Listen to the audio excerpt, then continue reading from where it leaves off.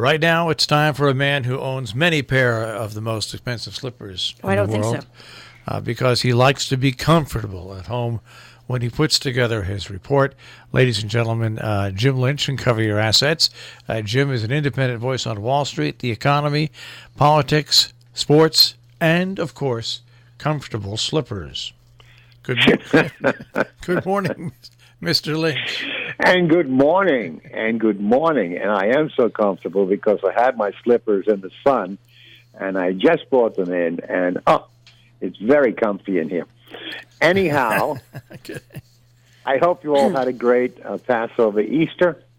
I know my family did, and we got through any discussion of things that sometimes can be disarming. That's right. That said, I want to get right to two things. But firstly, we come off the holiday, I hope, with great feeling.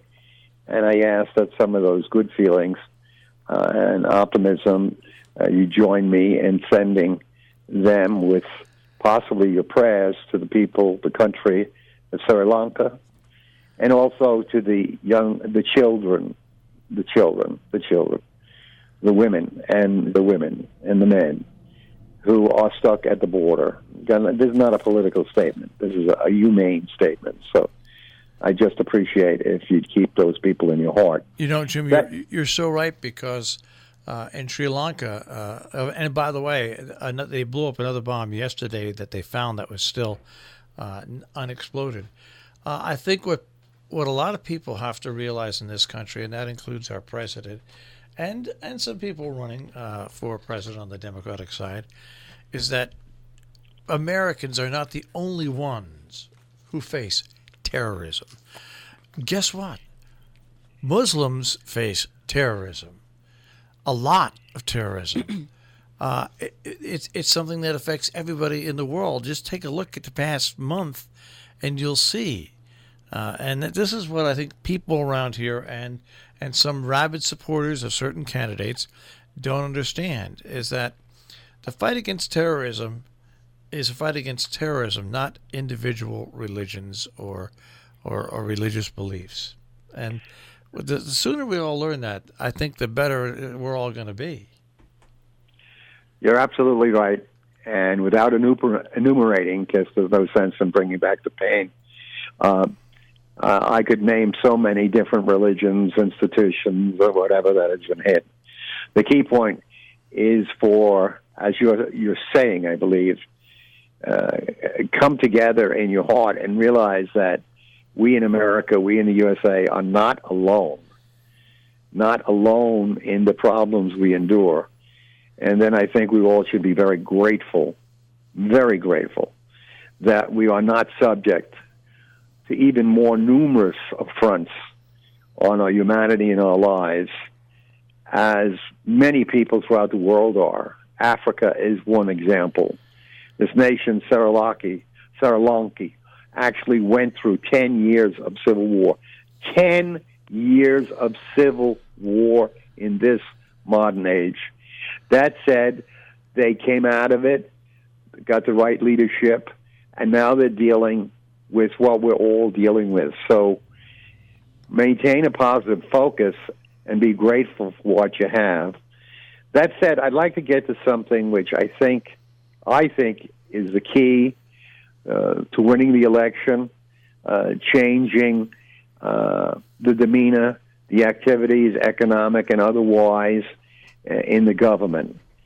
And I think it's a way to win the election and, most importantly, improve the economy for all citizens. It goes something like this. The Democrats are dealing currently with the Trump situation, the administration, the Russians, and let me just interject before I continue. The Russian situation, the President of the United States have never admitted they've meddled. Do you understand what I just said? 15 agencies and the Mueller report has said the Russians interfered. President Trump has never admitted that. Number two, President Trump has never addressed with sanctions, hard language, whatever, threat of war, has never addressed the Russians. By the same token, this president decides he's going to take on the Venezuelan guy. He decides that he's getting out of the Iran peace treaty on nuclear, even though the Russians and the Chinese and others do not want him to get out of it. He creates all kind of adversity in his own country. I kind of cringe when I hear people say he's done so much, because I hate to get into the argument and say, yes, he's done a lot to tear down our regulations and our institutions. But let's get beyond him, because I want the Democrats to get beyond Trump, give it over to the committees, and most importantly, give it over to Robert Mueller's testimony before Congress. It's been said now, because I follow very closely those people who participated in Watergate, and it was made last night by I can't remember her name right now, the lady from New York who served on that committee, and she said the idea is, forget impeachment. Let's just get the information on the television screen as we did during Nixon. And people, including some of the hardliners, will go from no impeachment to understand that a crime has been committed. Get these committees working, public hearings. Robert Mueller takes care of itself. We have a national crisis going forward right now. It's called the inequality in our country of income, the inequality for people to be able to take care of themselves on a physical, mental basis, educate their children, put some aside for old age. So what I would suggest the Democrats get out and do and unite on one thing, which has many additional trails, and it is this. Make the American people aware of the unfairness, the moral inequity of the last tax cut, where someone who is very, very rich, millions of dollars, went from 25% to 21%, 35% to 21%, and they're making $5 million.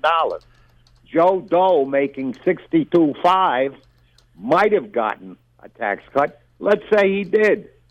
Maybe it was 4.5%. I think I'm being generous. What the Democrats must do is make people of all stripes understand that this was a gross miscarriage of justice, giving money to the wealthy. What people must be told in those states that voted for Trump, that he was a champion of them, he has screwed them. He had no interest of them when it came to the tax cut. This is an economic statement for these people, not a political statement. They bought the con. They came into the room. They didn't know the cards were stacked. They made their bet, and they lost their behind. So the Dems have got to get out there, and the thing is, it's not tax cuts for everybody. It's specific. Get specific. Talk percentage. Talk dollars and cents. Forget airy-fairy political knowledge. The next thing is the Democrats must pledge to secure the old tax cuts, the rich go back to where they were, and give a big, big tax cut to everybody else. The less money you make, the greater the percentage of tax cut. Because if you're making $18,000 and you get a tax cut of 4%, that's peanuts. That area needs 15%. And as you get to the middle class, trying to keep everything in balance, including the budget and so forth, a minimum of a 10% decrease in taxes, the restoration of tax breaks that particularly poor and middle-class people were getting from the federal government. And finally, an assurance by the Dems that they will not allow, which has been proposed in the latest Trump budget, they will not cut into Medicare benefits which the president has talked about. They will not allow cutbacks on services for countless citizens, the majority of the people in this country who don't have the wherewithal to take care of themselves. The Democrats must start pounding this today.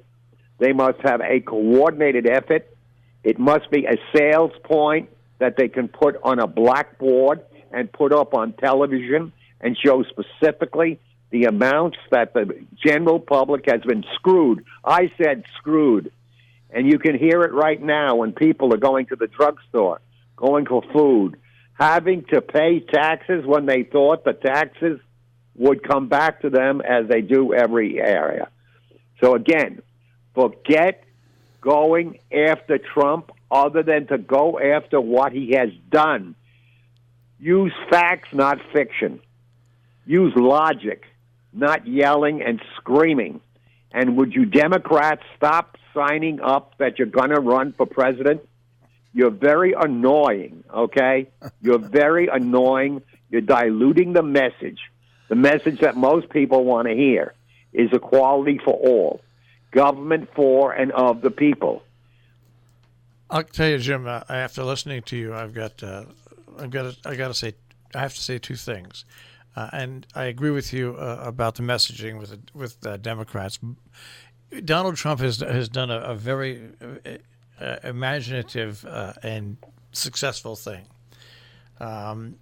He, as a campaigner, threw out all these bold and bizarre and tear down the system ideas.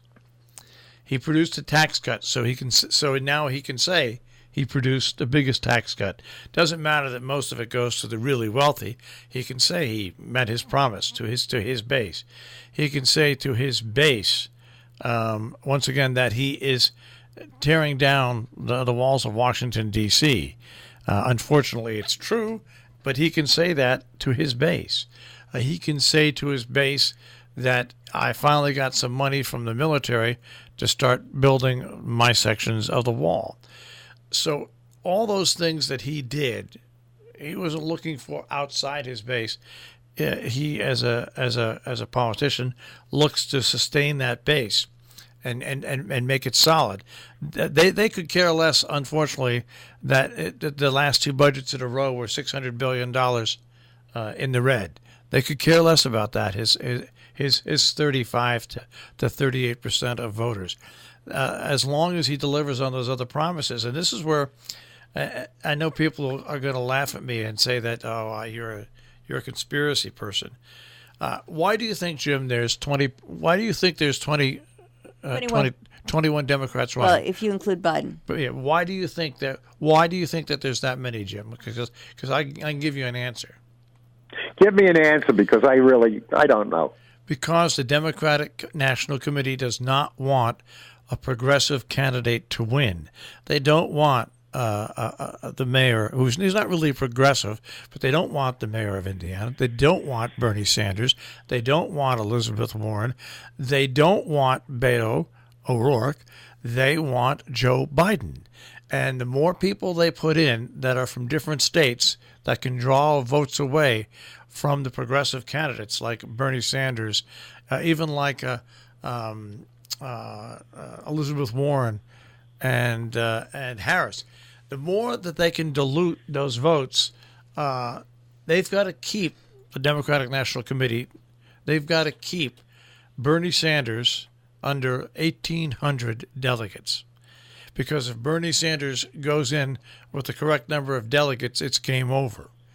If he goes in with not enough delegates, or Mayor Pete goes in with not enough delegates, the superdelegates all of a sudden come into play, and the Democratic National Committee gets to select who they want.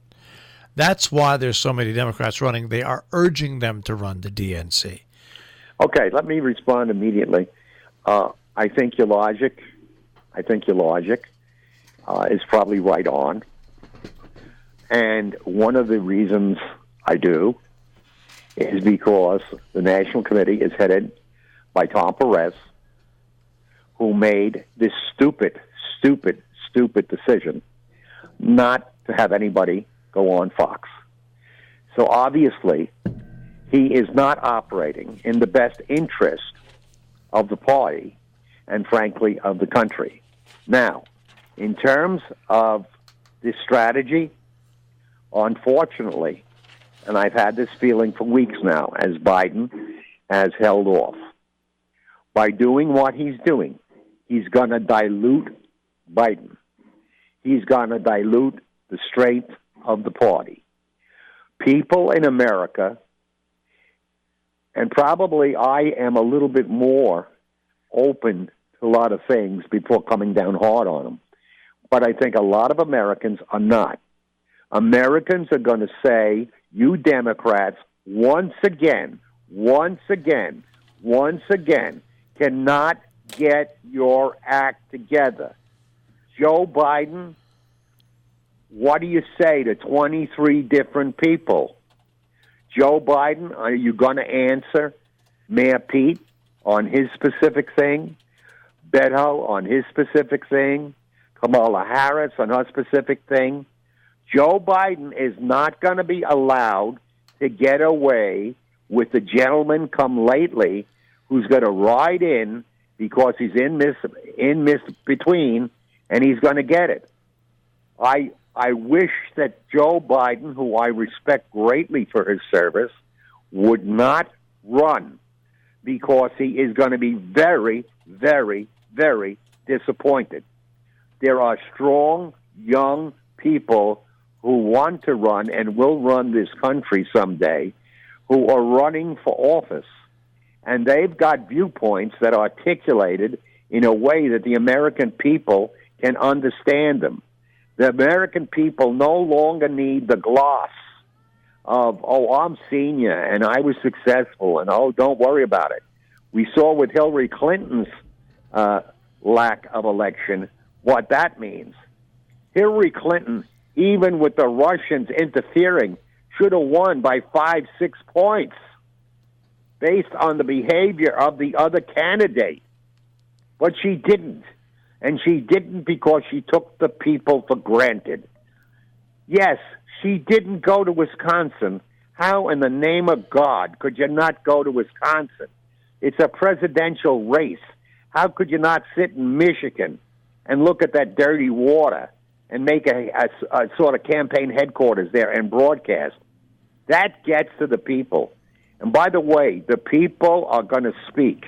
They're going to be the younger people who are going to speak. They're going to be the people of color and people and women. They're going to come out in droves, and they're not going to elect for past tense. They want future positive.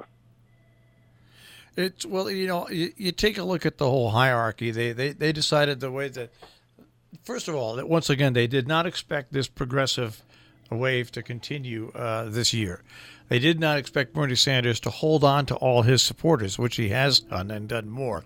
But they do have the superdelegates in the back pocket to do what they want to do. You do know that Perez was basically put up there by the Democratic machine, and still, whether you want to believe it or not, the Clintons and people who support Hillary Clinton are still in power with the DNC. And that's where the decision making is coming from. And sadly, unless one, I'm not saying you, Jim, but unless one really looks at how the game is played and how the levers of power are being wielded, you're not going to understand from what you're seeing on TV what's going on. You really need to remember that great line from Tootsie, how about Cleveland? You need to back up far to see all of the machinations, and you have to understand that it's a machine. And you have to play the hand you're dealt. One has to play the hand one is dealt. I'm not saying that that's good. I'm just saying that it is. Well, I don't care what's good or bad, to be frank with you, in terms of philosophies, as long as it's not a negative philosophy dedicated to hurting our country. I want to say, this is why I love AOC, okay? Why? She's brilliant, well-educated, hard worker, guts personified, young and fresh. Katie Moore, who took on Jamie Dimon in the House, telling him, "Hey, Mr. Diamond, you made $31 million last year. I have a woman in your organization made $33 million after tax, $29 million after all the expenses, and she had them on a chart. Bingo! I'm down $500. I'm out $500. I can't cover the $500. Jamie Dimon had no answer. He was flabbergasted. Of course, he had no answer. What about Bob Iger? Wait a minute. That's where the Democratic Party is. What is your answer? And going out and taking this target, Trump, which is an easy target, doesn't get American citizens anywhere. And I'm hearing this more and more and more and more. Rather than fighting over Trump at the Easter table, we fought over these politicians and the greed and $24 million for Mitch McConnell earned during the time he was in the Senate. He started out, I think, with $600,000. That's the stuff we need to eat lunch. We need to get these people. We have about a minute left. What did you want to say there, Jill? No, I just wanted to just remind everybody about Bob Iger's annual salary. I'm sorry, I didn't hear you, Jim. I just wanted to remind everybody about Bob Iger's annual salary, which is $65 or $66 million. Oh, yeah, Bob Iger, $65 million. A lady from the Disney family came out and said, I like Bob Iger. I'm a stockholder. I'm a Disney. However, this is atrocious. This has got to stop. Yeah. $65 million. He doesn't run the parks. He doesn't run the production of these movies. Come on. We have got to get with it and get rid of these ideas, socialist BS. It's for and of the people. Read the Constitution. Look up some quotes from Thomas Paine, Abraham Lincoln. See how this government was founded. It wasn't founded on corporate interests with lobbyists sucking the hind tit of every major corporation in the world. And with that said, I'm happy you had a good holiday. I had a terrific holiday. Thank you. After a good holiday, I'm a beast. I love you all very much, and I love this country. Take care of yourself. Okay. And pay attention. Goodbye. All right, Jim, take care. Jim Lynch, and Cover Your Assets here on Robin Hood Radio. And, of course, you can catch Jim on demand, robinhoodradio.com.